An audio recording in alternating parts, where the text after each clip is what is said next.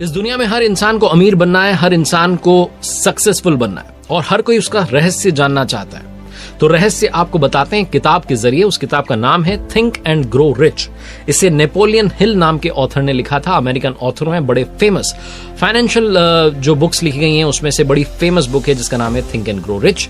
इस वीडियो में हम पैसे की बहुत सारी बात करेंगे और जब पैसे की बात आती है तो लोग कहते हैं कि पैसा बुरी बला है, पैसा जो इंसान को अंधा बना देता है। लेकिन अगर आप अपने आसपास देखेंगे तो आपको ऐसे लोगों के नाम भी पता चलेंगे जिन्होंने बहुत सारा पैसा कमाया और सोसाइटी में एक पॉजिटिव चेंज लाया। अगर आप बहुत सारा पैसा कमाते हैं और अपने आसपास के लोगों को भी आगे बढ़ने में मदद करते हैं तो आप उस पैसे का सही इस्तेमाल कर रहे हैं, क्योंकि जब तक पैसा नहीं आएगा तब तक बहुत सारी चीजें अपने आसपास बदलेंगी नहीं। पैसा सब कुछ नहीं होता लेकिन बहुत कुछ होता है। नेपोलियन हिल की कहानी शुरुआत में आपको बताता हूं। ये जब 13 साल के थे तो माउंटेन रिपोर्टर नाम का एक न्यूज़पेपर था, उसके लिए आर्टिकल लिखना शुरू कर चुके थे। इनकी जो सोच थी वो नई सोच थी और इन्होंने नए थॉट्स जो हैं इस दुनिया को देने का काम किया। बहुत सारी किताबें लिखी लेकिन थिंक एंड ग्रो रिच उसमें से बड़ी फेमस हुई, जिसने इनको पहचान दिलाई।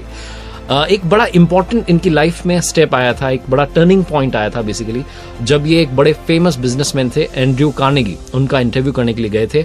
और कार्नेगी ने इन्हें कहा कि आप बड़ा अच्छा इंटरव्यू करते हैं लेकिन मैं चाहूंगा कि आप जो सक्सेसफुल लोग हुए हैं, एक टास्क आपको देता हूं, आप 500 ऐसे सक्सेसफुल लोगों के इंटरव्यू कीजिए और फिर आप देखिए कि लाइफ में आपको क्या सीखने को मिलता है। तो उस टारगेट को इन्होंने स्वीकार किया और उस जमाने के जो बड़े सक्सेसफुल लोग थे उनके इंटरव्यूज करना शुरू किए, जिसमें Alexander Graham Bell, Henry Ford, यहां तक कि थॉमस एडिसन, उन लोगों के इन्होंने इंटरव्यू किए।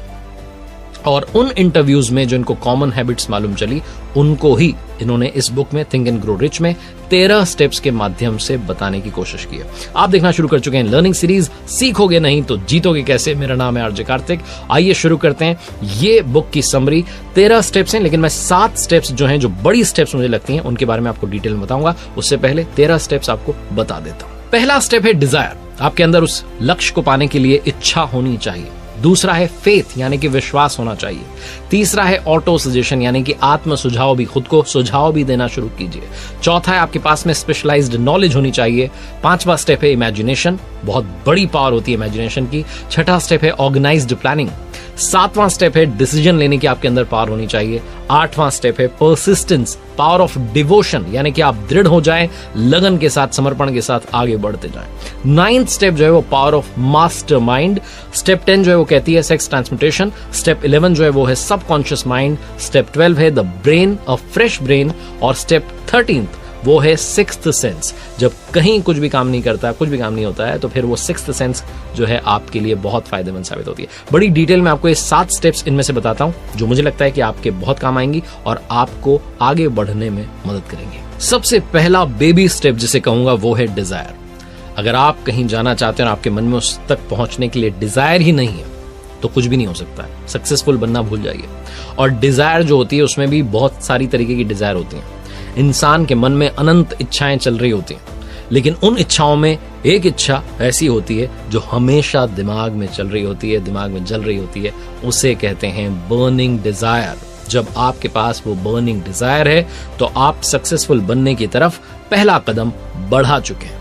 अगर आप बहुत सारा पैसा कमाना चाहते हैं तो इसके लिए आपको 4 स्टेप जो है फॉलो करने होंगे, जिसके बारे में नेपोलियन हिल ने इस बुक में बात की। वो कहते हैं कि आप एक फिक्स्ड अमाउंट जो है डिसाइड कीजिए और पहले पता कर लीजिए कितना आप कमाना चाहते हैं। फिर उस पैसे को, उस फिगर को एक पेपर में लिख दीजिए। फिर आपको कितने समय में वो कमाना है उस डेट को लिख दीजिए। उसके बाद आप उस पैसे को कैसे कमा सकते हैं उसकी प्लानिंग बनाइए और उस प्लान को एक जगह लिख दीजिए। और फिर ये जो है पेपर, इसको आप कम से कम दिन में 2 बार देखना शुरू कीजिए। अपने दिमाग में उस डिजायर को बर्निंग डिजायर के रूप में कन्वर्ट कर दीजिए। वो इच्छा हमेशा जलती रहनी चाहिए ताकि आपको याद रहे कि आपका लक्ष्य क्या है। नेपोलियन हिल जो है अपने बेटे ब्लेयर के बारे में भी एक किस्सा शेयर करते हैं इस बुक में। वो कहते हैं, अगर आपको ऐसा लग रहा है कि सारी बुक जो है सिर्फ पढ़ने, सिर्फ पैसा कमाने के बारे में, तो ऐसा नहीं है। तो आप इसे पढ़ेंगे तो आपको बहुत कुछ समझ में आएगा। नेपोलियन हिल जो है वो इस बुक में किस्सा शेयर करते हैं अपने बेटे ब्लेयर का। उनका बेटा जो था वो सुनने में असमर्थ था। डॉक्टर्स ने कहा कि बोल नहीं पाएगा, सुन नहीं पाएगा, लेकिन नेपोलियन हिल ने इस बात को माना नहीं। उनके मन में एक बर्निंग डिजायर रही कि मेरा बेटा सुने भी और बोले भी। और उन्होंने अपने बेटे में भी वो विल पावर जो थी वो जनरेट की और बेटे ने भी समय के साथ में वो आगे बढ़ा और उसने वो बोला भी, सुनता भी था, लेकिन बाकी लोगों की कंपेयर में थोड़ा कम, लेकिन फिर भी उसने, जो डॉक्टर्स ने कहा था कि बिल्कुल नहीं सुन सकता, बोल सकता है, उसने बोलना भी शुरू किया और सुनना भी शुरू किया। नेपोलियन हिल कहते हैं कि वो जो चमत्कार था वो बर्निंग डिजायर का था, मेरे मन में यही इच्छा बार बार चलती रहती थी, जलती रहती थी कि मेरा बेटा बोले भी और सुने भी। तो ये जो कमाल है ये होगा, बस आपको अपना टारगेट डिसाइड करना है कि आप करना क्या चाहते हैं, पैसा कमाना चाहते हैं या लाइफ में कोई और हैप्पीनेस है उसे ऐड करना चाहते हैं। दूसरा कदम जो आपको रखना है, दूसरी स्टेप जो आपको लेनी है वो है स्पेशलाइज्ड नॉलेज। अगर आपको लगता है कि आपने स्कूल में जो पढ़ा है, कॉलेज में जो पढ़ा है वो सब कुछ है, तो ऐसा नहीं है। लाइफ में जब आप आगे बढ़ते हैं, जो आपको प्रैक्टिकल नॉलेज मिलने लगती है, तो आपको समझ में आता है कि दुनिया उसके आगे भी है, इस जहां के आगे भी और जहां है। वही वाली बात है, आपने ये भी सुना होगा कि सीखने की कोई उम्र नहीं होती है, लगातार सीखते रहना चाहिए। तो बिल्कुल सही बात है, जो सक्सेसफुल लोग हैं वो सीखना बंद नहीं करते हैं। और स्पेशलाइज्ड नॉलेज का मतलब है कि नॉलेज तो होती है लोगों के पास, लेकिन आप उस एरिया के एक्सपर्ट बन जाएं। लोग ये कहना शुरू कर दें कि अगर आपको सच में जानना है तो आप उस बंदे के पास चले जाओ, बंदे के पास चले जाओ, वो जो व्यक्ति है वो आपको सही नॉलेज देगा। तो यानी कि आप उस एरिया के एक्सपर्ट बन चुके हैं। और ये कैसे होगा? ये पढ़ने से होगा। बहुत सारे लोग जिनको लगता है कि हमने तो पढ़ लिया कॉलेज में, स्कूल में, अब क्या पढ़ने की जरूरत है, तो आप बहुत पीछे रह जाएंगे। जमाना बहुत स्पीड से दौड़ रहा है, आपको अपना ज्ञान जो है उसी स्पीड के साथ में गेन करना होगा। अगर मैं बात करूं थॉमस एडिसन की, तो वो सिर्फ स्कूल गए 3 महीने के लिए, लेकिन उसके बावजूद उन्होंने कमाल कर दिया। तो सिर्फ स्कूली जो शिक्षा है वही काफी नहीं होती है। सचिन तेंदुलकर की बात करें तो उन्होंने स्कूल जो एजुकेशन थी वो उतनी ज्यादा नहीं उनकी, लेकिन वो अपने फील्ड के मास्टर है, यानी कि वो उस फील्ड के स्पेशलाइज्ड नॉलेज को रखने वाले इंसान है। आप एक्सपर्ट बन सकते हैं, किसी भी एरिया के एक्सपर्ट बन सकते हैं। उसके लिए स्कूल और कॉलेज की नॉलेज काफी नहीं होती, आपको और सारी नॉलेज जो है गेन करनी होती है। उसके लिए आप क्या कर सकते हैं? तो आप सेमिनार्स अटेंड कर सकते हैं, आप एक्सपर्ट्स के जो वीडियोस हैं वो देख सकते हैं, आप एक्सपर्ट्स की जो ऑलरेडी एक्सपर्ट्स हैं उनकी बुक्स पढ़ सकते हैं। उन एक्सपर्ट से अगर आपकी मुलाकात हो जाती है, 1-to-1 बातचीत हो जाती है, तो उनसे भी काफी कुछ सीख सकते हैं। आसपास हमारे बहुत सारा ज्ञान है, असीमित ज्ञान है, बहुत अथाह ज्ञान भरा हुआ है। बस शर्त यह है कि क्या आप उस ज्ञान तक पहुंचना चाहते हैं। तीसरा स्टेप है इमेजिनेशन, जिसके बारे में हमने काफी बात की बहुत सारे वीडियोस में, और वही जो स्टेप है, वो जो हैबिट है, कॉमन हैबिट, उसके बारे में इस बुक में भी कहा गया है। पावर ऑफ इमेजिनेशन बहुत मैटर करती है। अगर आप जैसा चाहते हैं, जैसा पाना चाहते हैं, वैसा सोचना शुरू कर दें, तो लॉ ऑफ अट्रैक्शन काम करना शुरू करता है। उन चीजों को आप अपनी तरफ अट्रैक्ट करने लगते हैं और वही चीजें आपकी लाइफ में होने लगती हैं। चौथा स्टेप है ऑर्गेनाइज्ड प्लानिंग। प्लानिंग तो हर कोई करता है, लेकिन अगर आप ऑर्गेनाइज्ड प्लानिंग के साथ आगे बढ़ते हैं तभी लाइफ में चेंज आएगा। आपको लगता है कि मैंने प्लान बना लिया, ऐसे ऐसा करूंगा, वैसे वैसा होगा, ऐसे ऐसे नहीं होता है। आपको सारी चीजों को नोट डाउन करना होगा, पेपर पर लिखना होगा और डिसाइड करना होगा कि क्या ये सब हो सकता है, और अगर हो सकता है तो कैसे हो सकता है। एक्सपर्ट्स की राय लेनी होगी। फॉर एन एग्जाम्पल हम बात करते हैं अगर एक स्टार्टअप की, अगर आप कोई स्टार्टअप शुरू करना चाहते हैं और आपके दिमाग में आइडिया आ चुका है, आपने मन में कुछ प्लान बना लिया, तो ऐसी चीजें नहीं होती। आप उस आइडिया को पहले पिच करके देखिए अपने आसपास के लोगों पर। आपके घर में जो लोग हैं उनको सुनाइए कि ये मैं सोच रहा हूं ऐसा करने का, कैसा लग रहा है। आपके जो दोस्त हैं उनको सुनाइए कैसा लग रहा है। पिच करने की कोशिश कीजिए और समझिए कि यही मेरे कस्टमर बनने वाले हैं। उनके क्या क्रॉस क्वेश्चंस आते हैं, क्या वो सवाल उनके मन में उठ रहे हैं, उन सवालों को समझने की कोशिश कीजिए।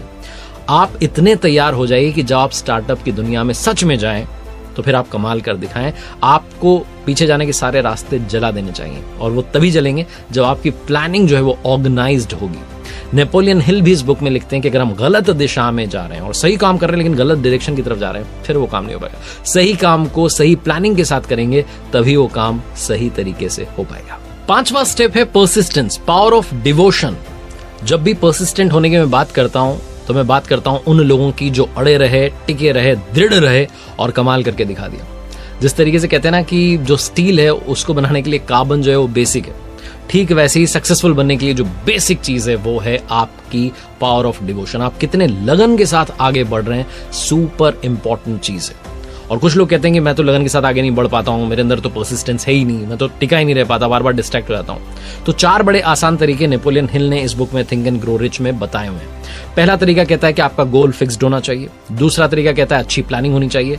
तीसरा स्टेप जो है वो है आप एक पॉजिटिव माइंड के साथ आगे बढ़ें कि ये सब कुछ होगा जो सोच रहा हूं।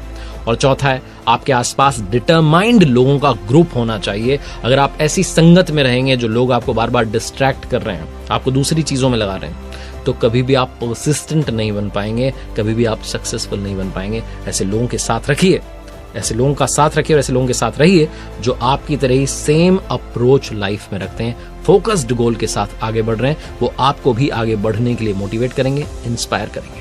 सिक्स्थ जो स्टेप है जिसके बारे में बात करना चाह रहा हूं वो है फ्रेश ब्रेन।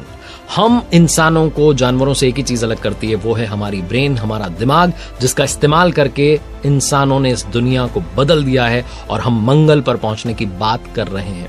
फ्रेश ब्रेन का अगर आप इस्तेमाल करते हैं तो आप कमाल कर जाएंगे। फ्रेश ब्रेन का मतलब है फ्रेश आइडिया, फ्रेश अप्रोच के साथ आप आगे बढ़ते हैं तो आप दुनिया में रिच बन सकते हैं। यही इस बुक में बताया गया है। जैसे कहा जाता है, आपने कहावत सुनी होगी कि बॉडी बिल्डिंग करनी है तो डंबल उठाइए, और अगर आपको ब्रेन बिल्डिंग करनी है तो बुक्स उठाइए।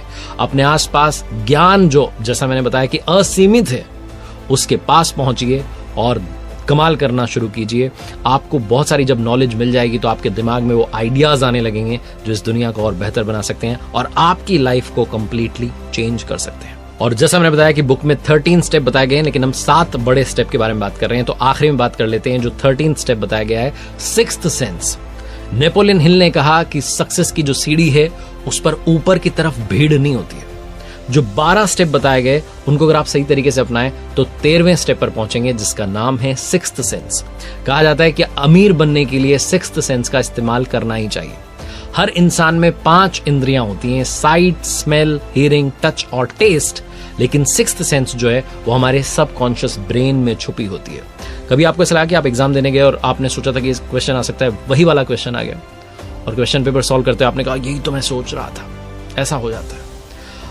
बड़े बड़े फाइनेंशियल जो एडवाइजर्स हैं वो कई बार सारा डेटा एनालाइज करते हैं और आगे बढ़ते हैं, लेकिन तभी उनका पैसा डूब जाता है। और कुछ लोग होते हैं जो सिक्स्थ सेंस पर काम करते हैं और कमाल करके दिखाते हैं। वो आपके उस अवचेतन मन की आवाज होती है जिसको आपने सुनना आना चाहिए। इसी को फीलिंग कहते हैं, गट फीलिंग कहते हैं, इसी को इंस्टिंक्ट कहते हैं।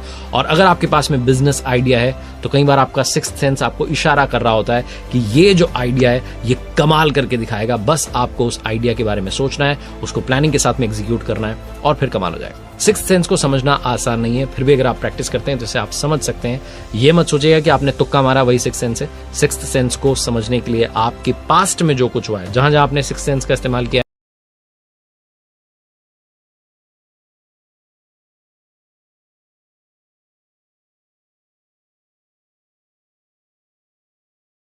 इस वीडियो में काफी कुछ सीखने को, समझने को मिला होगा।